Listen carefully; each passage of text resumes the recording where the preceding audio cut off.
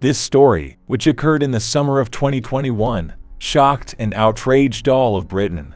33-year-old Sarah Everard disappeared on her way home, almost in the center of London. They searched for her for several days, and when the terrible truth came out, everyone was shocked. In this video, we will tell you about what happened to Sarah Everard and how it affected the entire British society. Sarah Everard was born in Surrey in 1987. She grew up in York, where she attended Fulford School. She graduated from St Cuthbert's Society at Durham University in 2008 and moved to London.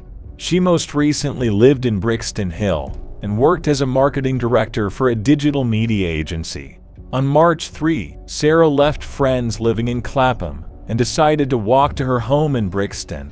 The journey should have taken her about an hour. On the way home, she spoke on the phone with her boyfriend, Josh Loth. The conversation took approximately 15 minutes. At 21:30 local time, Sarah was captured on CCTV from a house on Pointers Road. Nobody saw the woman again. She never came home. She is believed to have been kidnapped in the area. Sarah's boyfriend, her father Jeremy, and mother Sue, brother James, and sister Katie tried to call her, but in vain. The family decided to leave for London, and the next day Josh went to the police. On March 6, London police issued a missing person notice for Sarah. She was reported to be wearing a green raincoat, a white beanie, navy blue trousers with a white diamond pattern, and orange and green sneakers when she left her friend's house. On March 9, it became known that a police officer had been detained in Kent on suspicion of kidnapping, but his name was not disclosed at that time. At his home, the police detained a middle-aged woman who was suspected of complicity. On March 10, someone's remains were discovered in a forest near the town of Ashford, packed in a large bag. At the same time, the police declassified the name of the main suspect, and the body was sent for identification. On March 12, police confirmed that the body found in the woods was that of Sarah Everard. Flowers began to be brought to the place of his discovery, and in large cities of the country, activists began to think about holding street actions. Police officer Wayne Couzens has been arrested on suspicion of kidnapping. The suspect joined the police force in 2018 and was responsible for protecting parliamentary property and embassies in London. According to insiders, he recently wanted to transfer to a police station in Kent to be closer to home. Wayne Couzens was not on duty on the day the woman disappeared. The man's arrest shocked his colleagues, who did not expect such a serious charge. According to the investigation, he met Sarah Everard on the evening of March 3, 2021, when she was returning home from friends. Couzens approached her and said that she was detained in connection with violations of restrictions announced in connection with the COVID-19 pandemic. The policeman handcuffed the girl and put her in the car, after which she took Sarah to the outskirts of the city. There he transferred her to another car, raped her, and strangled her with a police belt on the night of March 4. During his time in the cell, Couzens managed to smash his head against the wall. He was taken to the hospital, where his wound was stitched up. On March 12, he hit his head again. Meanwhile, the first information about a woman detained with Couzens appeared in the tabloids The Sun and Mirror. She turned out to be his 38-year-old wife Elena, Ukrainian by origin. She graduated from Donetsk National University with a degree in biochemistry, went to work in Switzerland, met Couzens there, and in 2006 married him. The couple has 2 children. After Wayne's arrest, Elena was questioned at the police station and released on bail. Elena's mother, Nina Sukariba, complained that her family was attacked on Facebook. People left offensive comments under the photos, and someone even said that the suspect's relatives deserved death. Nina said she called Wayne her son and refused to believe he could kill someone in cold blood. According to the woman, people need to remember the presumption of innocence, and conclusions can only be drawn after a court verdict. However, the police could not prove whether the police helped him commit the crime. The fact is that the murder took place in a rented car, which did not have a DVR. Prosecutor Tom Little said the murder of Sarah Everard was exceptional and unprecedented, and called for the killer to be sentenced to life in prison without the possibility of parole.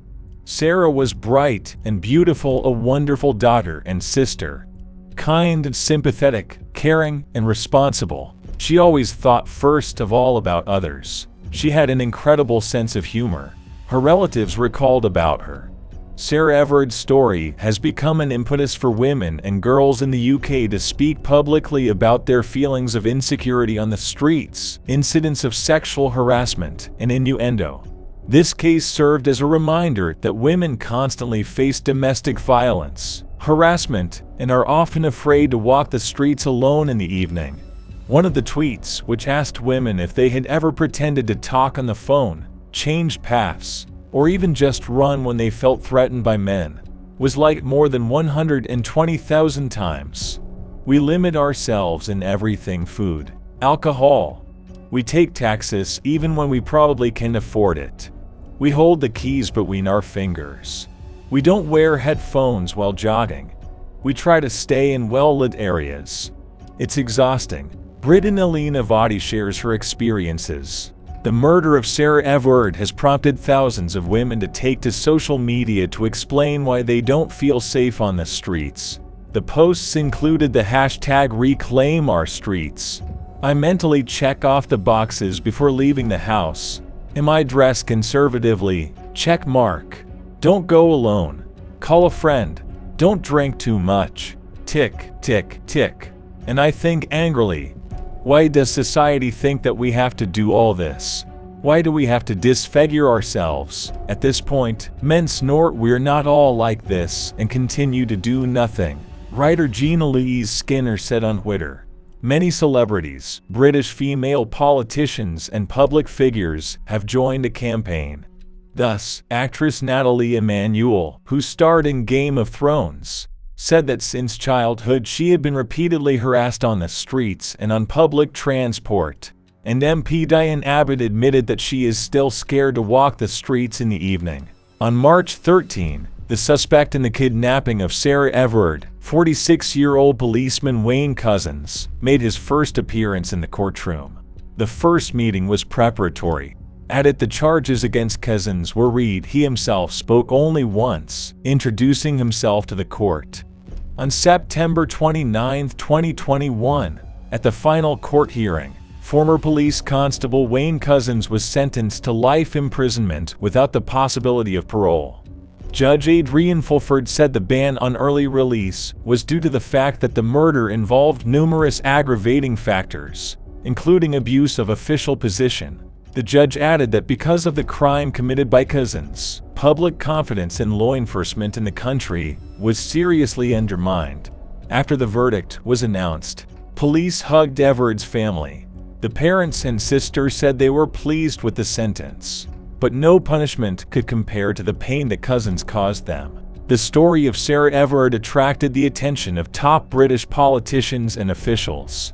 Home Secretary Priti Patel said she would use her powers to protect women and girls.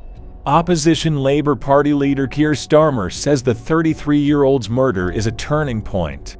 British Prime Minister Boris Johnson said that law enforcement officers must establish the truth in the case as quickly as possible. And on March 8, member of the British Parliament Jess Phillips read out the names of 118 women and girls killed this year, in whose murder men were involved. Now Sarah Everard is one of these names on the list.